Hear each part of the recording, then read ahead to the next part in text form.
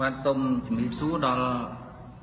ពុកម៉ែពូមីងបងប្អូនមិត្តភ័ក្តិអ្នកប្រើប្រាស់បណ្ដាញសង្គម Facebook ទាំងអស់ថ្ងៃនេះខ្ញុំបាទឡាយសវណ្ណម្ចាស់ account គណនី Facebook ឈ្មោះឡាយសវណ្ណបាទ Facebook ខ្ញុំផ្ទាល់ខ្ញុំសូមធ្វើការបំភ្លឺទៅ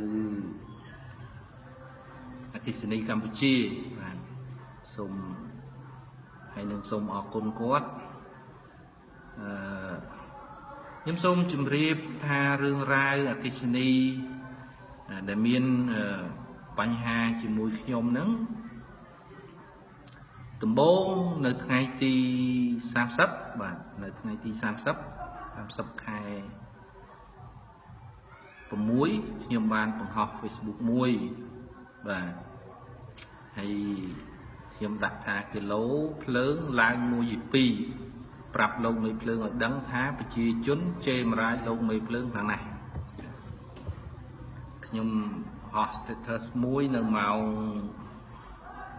5កន្លះល្ងាចបាទតែដល់ឃើញភ្លើងវិក័យបាត់ភ្លើងហ្នឹងចុំ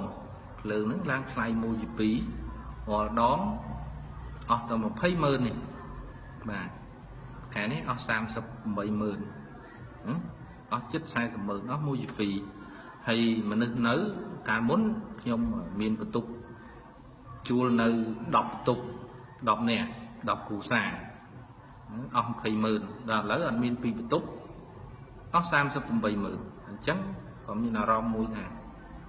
ខឹងមួយលុយច្រើនដែរសម្រាប់យើងអ្នកអត់លុយក៏បង្ហោះមួយថាគីឡូភ្លើងឡើង1.2ប្រាប់លោកមេភ្លើងឲ្យដឹងទៅថាប្រជាពលរដ្ឋជាជននឹងជេរម្រាយលោកមេភ្លើងខាងណាអត់ទេប្រជាជននៅដែលនៅបន្ទប់ជួលជាប់ខ្ញុំហ្នឹងក៏មានអារម្មណ៍អញ្ចឹងក៏សួរខ្ញុំអញ្ចឹងដែរខ្ញុំបង្ហោះទៅតាមអារម្មណ៍ហ្នឹងទៅហើយក្រោយមកដល់យប់អីហ្នឹងបងប្អូនខមមិនវាខមមិនច្រើនណា374ខមមិនណា374ខមមិនជេរខ្ញុំហ្មងហើយខ្ញុំឆែក profile មើលទៅសិតតែជាមន្ត្រីផងភាគច្រើនគឺជាមន្ត្រីផងអគ្គិសនីកម្ពុជាខ្ញុំអ្នកខ្លះក៏យក account fake មកជេរខ្ញុំខ្លះប្រើ account ពិតមកនិយាយសិតតែខ្ញុំនឹងភាសាពុកឆាំងសិតតែខ្ញុំនឹងលីពណ៌ខ្ញុំទៀតណាខ្លះជេរខ្ញុំមកចាស់ព្រើលចេះនិយាយផ្ទះខ្លួនឯងប្រើអស់ទៅនឹងអត់ដឹងថាអត់ដឹងសាច់រឿងអស់អត់ដឹងថាប្រជាជនដែលជួលជាប់ខ្ញុំនឹង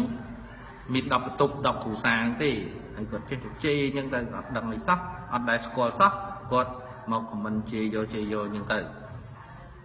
ហើយដល់ស្អែកឡើងម៉ោងថ្ងៃ1ម៉ោង10នាទីម៉ោង10 14នាទីល្ងាចម៉ោង10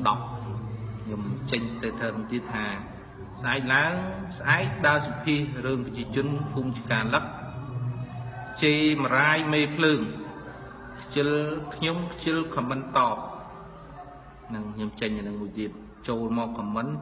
73ខមមិនបាទ73ខមមិនចូលមកសិតតែភាសាអសុរោះជេរយកមកហើយខ្ញុំលេង account ពិតខ្ញុំអត់តបឯណាដែលនិយាយភាសាខ្លៃនោះខ្ញុំខមមិនតបតិចទៅតែអត់គឺខ្ញុំបើកមើល profile ហ្នឹងបាទខ្ញុំអត់ឆ្លុះមួយទេហើយខ្ញុំនឹងធ្វើវីដេអូហ្នឹងមែនណាខ្ញុំធ្វើវីដេអូដែលប្រជាពលរដ្ឋមានអារម្មណ៍យ៉ាងម៉េចចំពោះភ្លើងឡើងថ្លៃ1.2ហ្នឹងខ្ញុំធ្វើមែនណាដល់ព្រលឹមឡើងស្អែកព្រលឹមឡើងថ្ងៃ2ខ្ញុំវាយមកលេខទៀតខ្ញុំបង្ហោះមួយ status ទៀតនៅម៉ោង9:21នាទីខ្ញុំដាក់ថាបញ្ចុះតម្លៃភ្លើងឲ្យថោកតម្លើងគីឡូឲ្យដើរលឿននេះគឺជារបៀបលួចភ្លើងលួចលុយសម័យថ្មីរបស់មេភ្លើងនេះកន្លែងសារនេះដែលប៉ះពាល់អេរ៉េហើយម៉ោងប៉ះពាល់ដល់អគ្គិសនីកម្ពុជាខ្ញុំវាយមេភ្លើងមេកាប៊ីននៅតំបន់ខ្ញុំមិនវាយអគ្គិសនីកម្ពុជាហើយម៉ោងហើយជាមួយជាងម៉ោង2ខាងអគ្គិសនីអូ3កមគាត់អញ្ជើញមកទេមកខ្ញុំជួបខ្ញុំភាសាគ្នាឲ្យខ្ញុំបំភ្លឺបាទឲ្យខ្ញុំបំភ្លឺទៅដល់មហាជនអ្នកប្រើប្រាស់បណ្ដាញសង្គមក៏ដូចជាមហាជនអ្នកប្រើប្រាស់អគ្គិសនីកម្ពុជាជ្រាបខ្ញុំក៏បានលើកឡើងខ្ញុំក៏បានឯកភាពជាមួយគាត់ខ្ញុំនឹងបំភ្លឺប៉ុន្តែក៏ខ្ញុំបានលើកឡើងដែរពីបញ្ហា ក្រុមប្រតិកម្មរបស់អគ្គិសនីកម្ពុជាដែលបងប្អូនដែលចូលមកខមមិនហ្នឹងគឺអត់សិលធម៌ណាំទៅរឿងទូជាខ្ញុំវាយជាអារម្មណ៍មួយហើយខ្ញុំវាយមេភ្លើងនៅក្នុងតំបន់ហ្នឹងតែចូលមកជេរយកលៀបពណ៌នេះអីចឹងក៏កើតមានរឿងនឹងរហូតដល់3 status ហ្នឹងតែមានរឿងទៅដល់អូបៃក្អមអគ្គិសនីអូបៃក្អមសាខាអគ្គិសនីអូបៃក្អមហ្នឹងក៏ចុះមកហ្នឹងហើយដល់ចុះមកធ្វើការមួយគ្នានិយាយគ្នាជាមួយផ្ទះមេភូមិជាមួយមេភូមិស្រួលខ្ញុំអូខេបងខ្ញុំធ្វើតាមខ្ញុំនឹងចេញคลิปដើម្បីអរគុណដល់អគ្គិសនីកម្ពុជាអូបៃក្អមខ្ញុំនឹងធ្វើคลิปដើម្បីបង្ហាញមហាជនឲ្យដឹងថាអគ្គិសនីខិតខំធ្វើការមានសុក្រិតល្អដើម្បីកុំឲ្យមានប្រតិកម្មឬក៏ស្ដីបន្ទោសដល់មន្ត្រីអគ្គិសនីខ្ញុំយល់ស្របយល់ព្រមធ្វើតាមប៉ុន្តែប្រហែលថ្ងៃនេះខ្ញុំរវល់ដល់រវល់ទៅពីថ្ងៃម្សិលមួយថ្ងៃមានលិខិតមួយខាងអគ្គិសនីអូបៃក្អមហ្នឹងសាខាហ្នឹងលេខ858បាទផ្ញើមកឲ្យខ្ញុំឲ្យបើសិនជាខ្ញុំអត់ចេញបំភ្លឺទេគាត់នឹងចាត់ធានការតាមផ្លូវច្បាប់អូខេបងអត់អីទេខ្ញុំចេញបំភ្លឺព្រោះសន្យាតាំងពីយើងធ្វើការមួយគ្នាមកខ្ញុំសន្យាបំភ្លឺឲ្យបងតាហើយរវល់ឥឡូវល្ងាចខ្ញុំបោះខ្ញុំចេញคลิปហ្នឹងពេលហ្នឹងដែលមនុស្សមើលច្រើនអត់អីខ្ញុំដាក់ឲ្យបងមើលច្រើនទៀតរឿងដូចខ្ញុំបានលើកឡើងមកខ្ញុំបង្ហោះ3 status ហើយដែលឈានមកដល់បង្ហោះទី2និងទី3ហ្នឹងដោយសារតែខ្ញុំឃើញ comment ហ្នឹងវាអាក្រក់មើលពេកខ្ញុំអត់មានលេង account ខ្លាំងៗទេខ្ញុំលេង account ខ្ញុំពិតអញ្ចឹងនិយាយបងគួរតែបងដែលការពី EDC ហ្នឹងប្រតិកម្មជាមួយបណ្ដាញសង្គមដែលវាយប្រហារ EDC ហ្នឹងបងប្រើភាសាខ្លាចធ្នូទៅបងប្រើភាសាបច្ចេកទេសទៅបង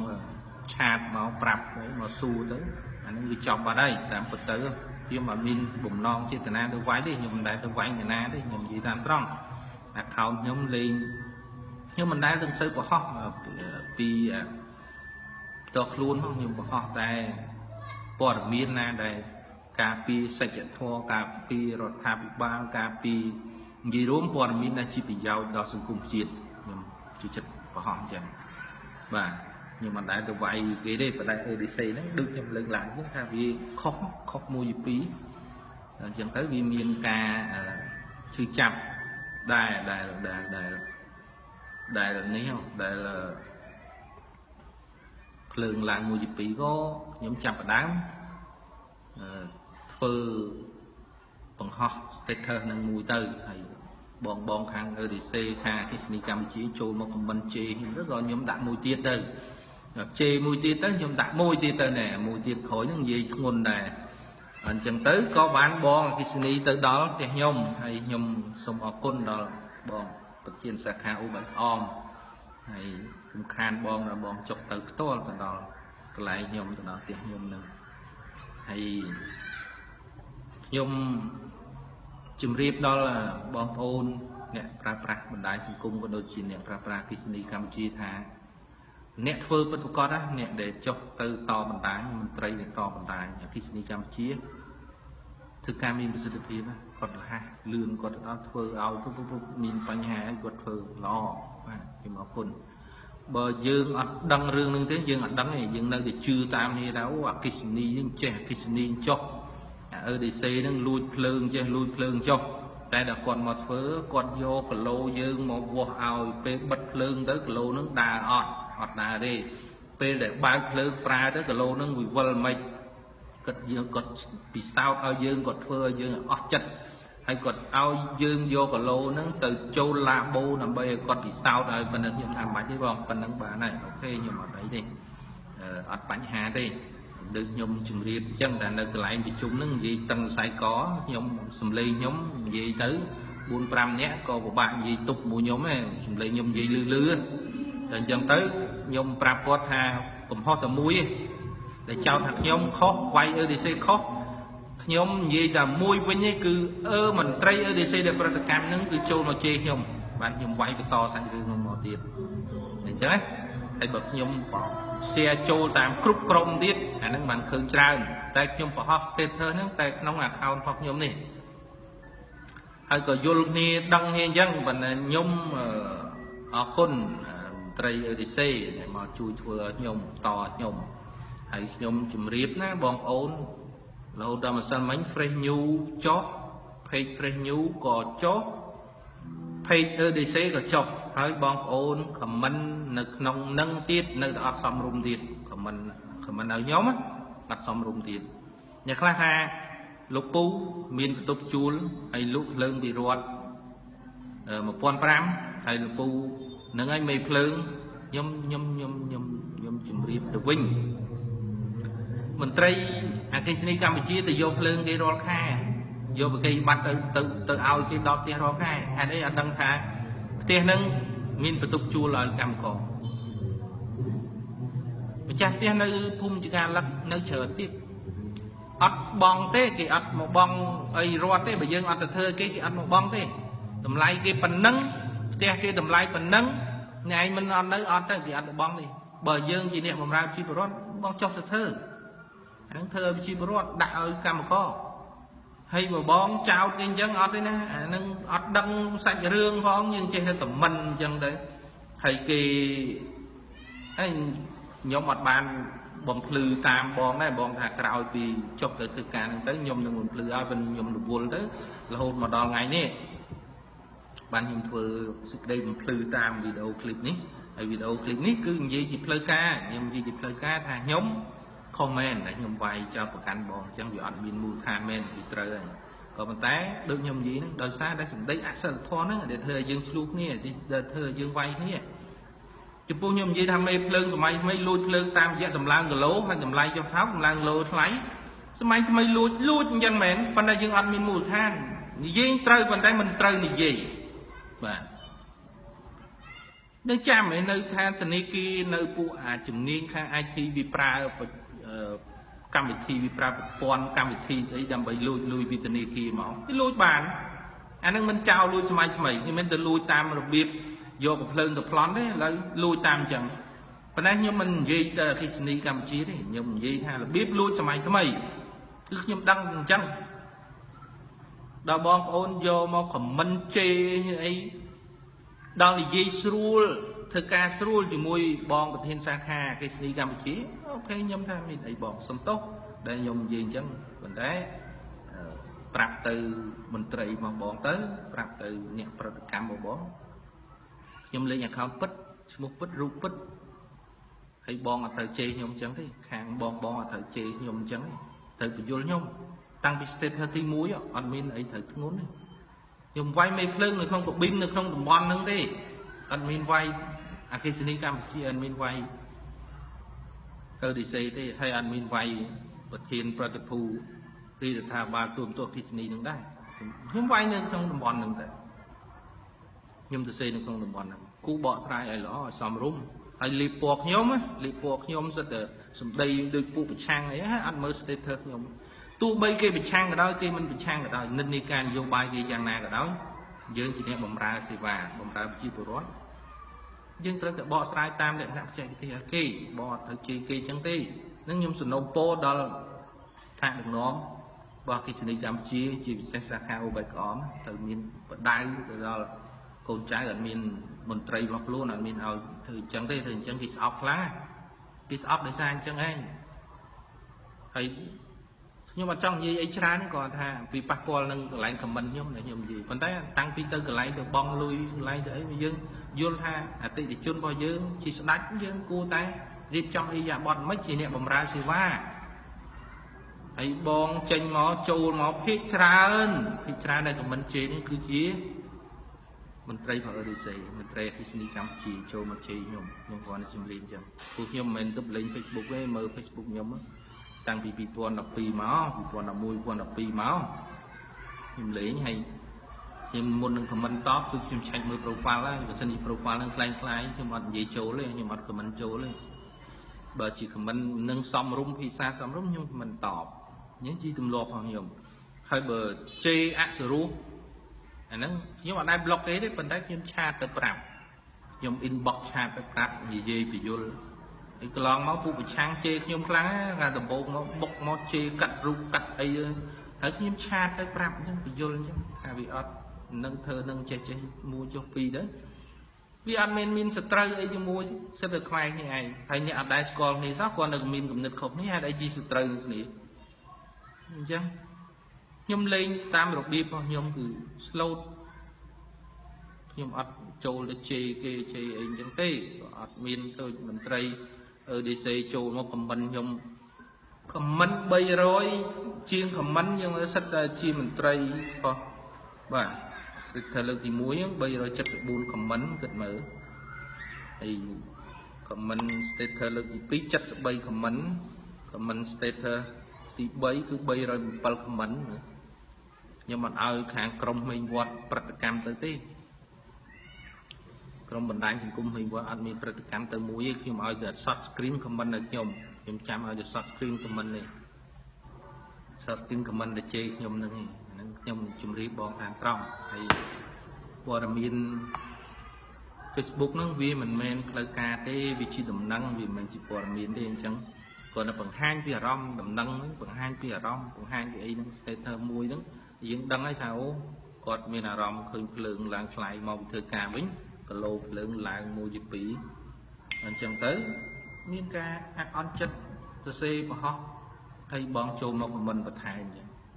tên là nhưng còn là làm nha chứ xong bọn chui này nó mình tray bo để phơi mà lời nhóm là trăm trời nhưng xong ở côn đó mình tray bình đài ô bạch om cứ xin ô bạch om tìm xem hiện to bình đài nhé còn màu đạt ngày tích màu mùi chiến màu mùi dòng phí còn mà đó cái nhóm